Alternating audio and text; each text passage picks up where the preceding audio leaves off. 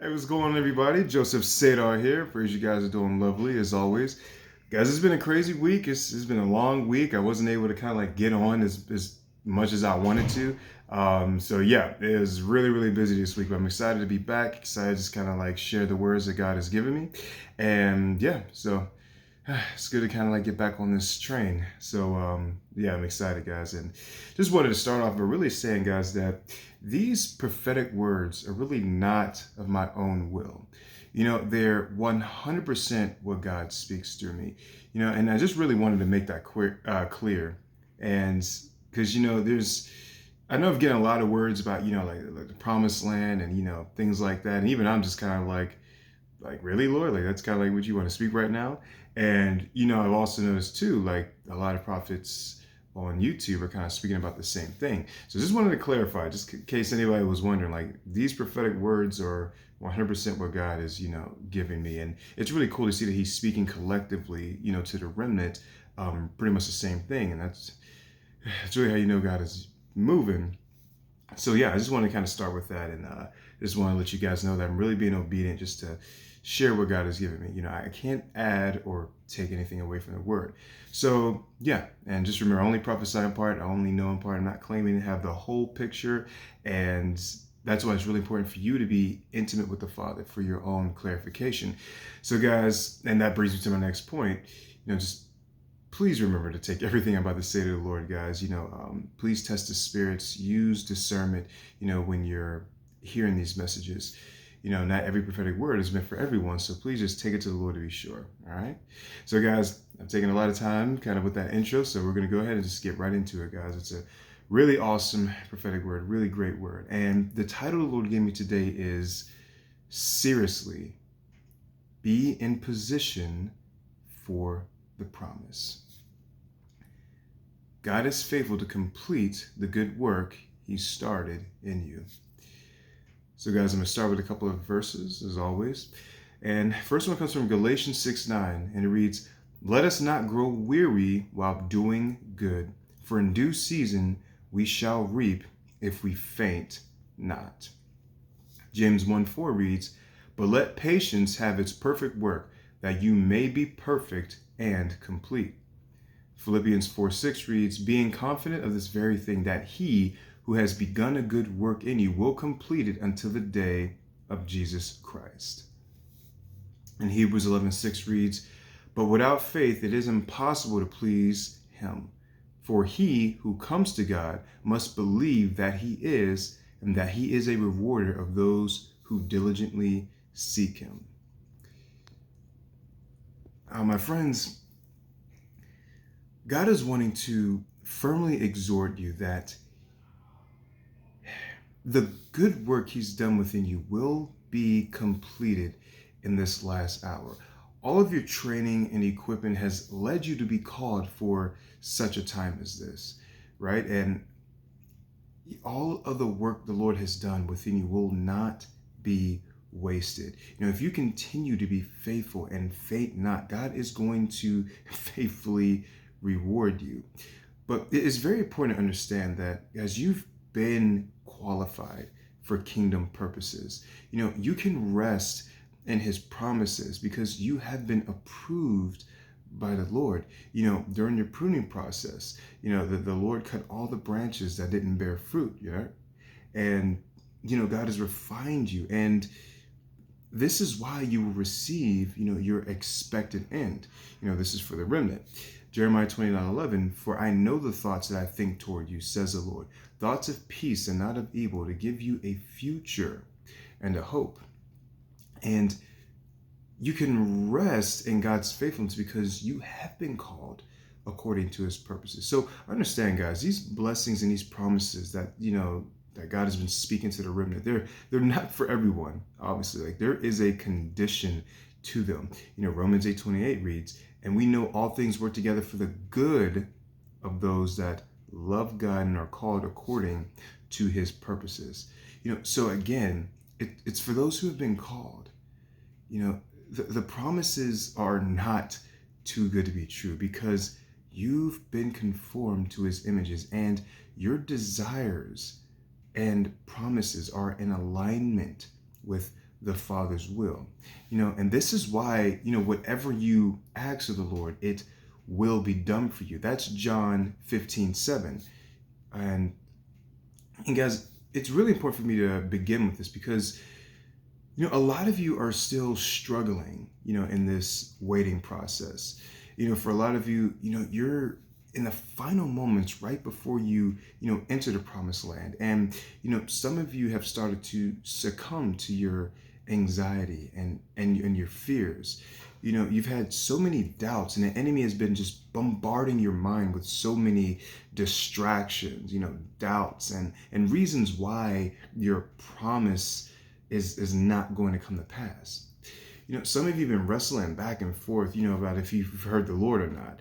And the enemy has been very adamant about capitalizing on your fears. He's turned the little doubt and frustration you had in the beginning into like a full-blown like attack, spiritually and also like mentally. Like he's turned it into a full-blown attack.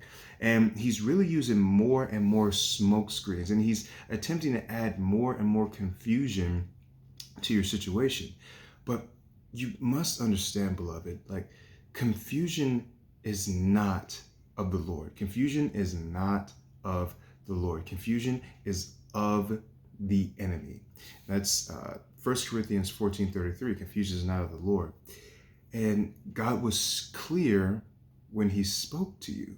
God was clear when he spoke to you. And it's only the enemy who likes to confuse the saints. It's not God. It's not God. And I feel like, the Lord really wants to clear his name, because I feel like God is saying there's been, some of you that have, been frustrated with him, and it hasn't been him that has misled you. Like, again, the confusion, it's always of the enemy. And the sheep know their shepherd's voice. And that's why it's critically important for you to be spending ample amount of time, quality time with God, to get your instructions and to get your directions for your next steps. And, because when we question, what God has already confirmed to us, it's not because God spoke wrongfully, the first couple of times. It's not because God isn't good or we misheard him. You have to understand, guys, you are really, really close to what God has called you to. You're really, really, really close. And the enemy does not want you to experience the fullness of what God has said, of what God has told you.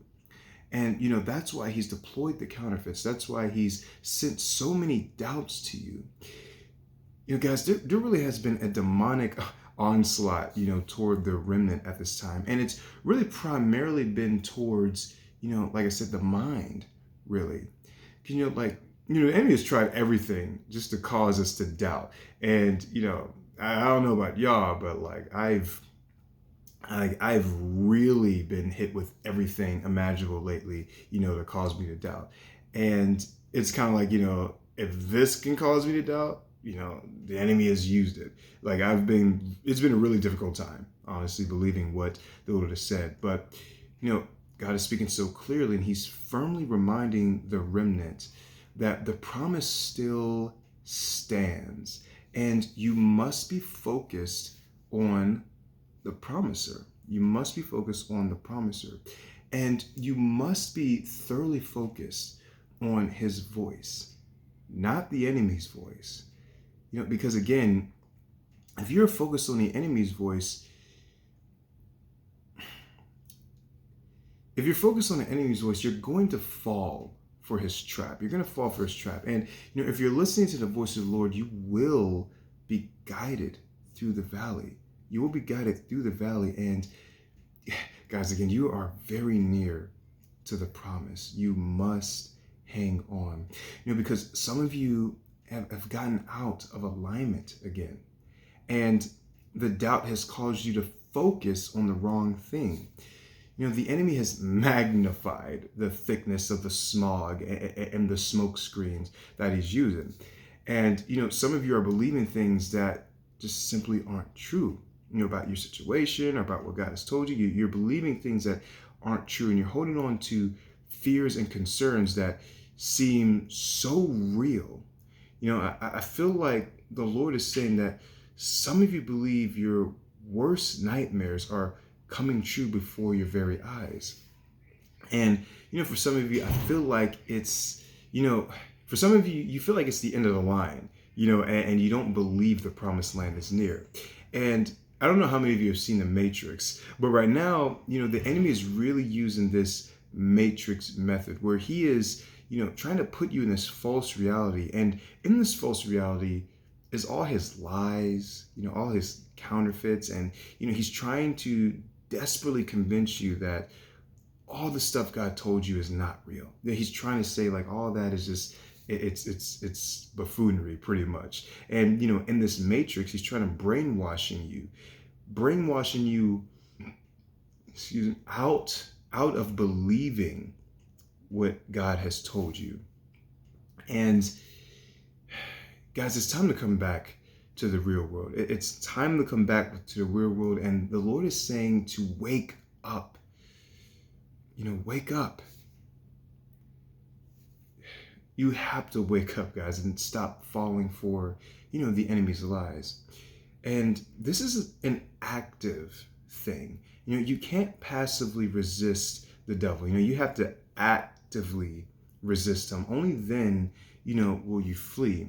What I mean by this is, some of you have, done really well in your faith, like some weeks. But then you get kind of comfortable, you get kind of relaxed, and then, bam, the enemy strikes. And your circumstances may get worse, things may start to happen that cause you to doubt, and, and because you didn't have the full armor of God on, and because you weren't actively resisting the devil, you allow his fiery dart to pierce through and harm you. And guys, in this last hour, the devil is coming at the remnant, guns blazing. Like he's not playing at all, guys. Like, he's got every weapon and tool in the book, that he's trying to use against you. Like he's got everything. Because even he knows that you're being built up for something monumental. And if he can attack your mind and convince you that, God is not doing what he said he's going to do, or if he can convince you that you've heard wrong, then you won't walk into the fullness of what God has called you to, or you'll forfeit that. Even the enemy knows that all his tools cannot defeat you. Your weapons are stronger than his. Your weapons are not of this world. They're not carnal. Your weapon is sharper than any two-edged sword. That's, Hebrews 12:11. And Isaiah 54:17 reads, "No weapon formed against you shall prosper." So he cannot overcome you at all at this time. But if he can get you to relinquish or to drop your weapons, by brainwashing you, then his attacks can be successful. But beloved, as I said before, you must wake up. You must snap out of it, and these worries, anxieties, and smoke screens, they're from the enemy, and they're designed to get you out of alignment in this last hour. They're designed to get you out of position. And some of you have, taken the bait. And honestly, guys, I'm speaking for myself too, really. Like it's been an intense spiritual battle lately, like even for myself. But the Lord is on our side, and he never stops fighting for us. And I believe God is also saying that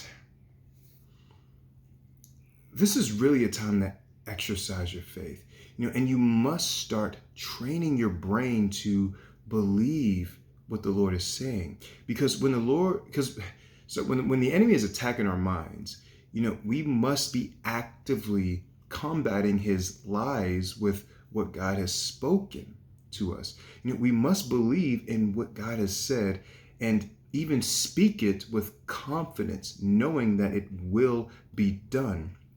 Mark 11:13 reads, "For assuredly I say to you, whoever says to this mountain, be removed and be cast into the sea, and does not doubt in his heart, but believes that those things he says will be done, he will have whatever he says." And guys, that's the Bible saying this. Like that's not me. And you know, obviously, like this is only if what you're asking and believing in faith is in alignment to God's will, or if it's what's God's already promised you. You know, I am not saying, you know, for anyone to use this verse as a name it and claim it method for your own selfish desires. You know, that's not what this verse is saying at all. But you must be constantly renewing your mind and exercising your faith when the doubts come. You know, you must be doing these things. Otherwise, you know, you'll let your defenses down when the enemy fires a dart at you. So you must be implementing these strategies, and you must stop passively, you know, resisting the devil, because you're bringing it all back together. Some of you have moved out of alignment, and it's time to get back into alignment. It is really happening. You know, God did speak to you, and you heard right. You must protect your promise, and you must fight the good fight of faith as you await your promised land. You know, you're almost there, and you have to get back in alignment. Seriously, be in position. The enemy will use any smokescreen he can to thwart your destiny. Do not allow it. God is about to bring that harvest that he's destined for you. So be in position. The harvest is near. Amen. And guys, that's the word for today, man. Like it's really great to just be back and, you know, just speaking to you guys. And as always, I pray this word is immensely blessed whoever it's been for. You know, you guys are so awesome, you know, and I pray you having a fantastic weekend, you know, so far. And yeah, guys, just again, thank you for just the comments and the likes, the shares, all that good stuff. Guys, like it really, really means a lot. And I've been reading all of your stuff. So yeah, thank you again, guys. And I'll see you all in the next video, all right? Peace out.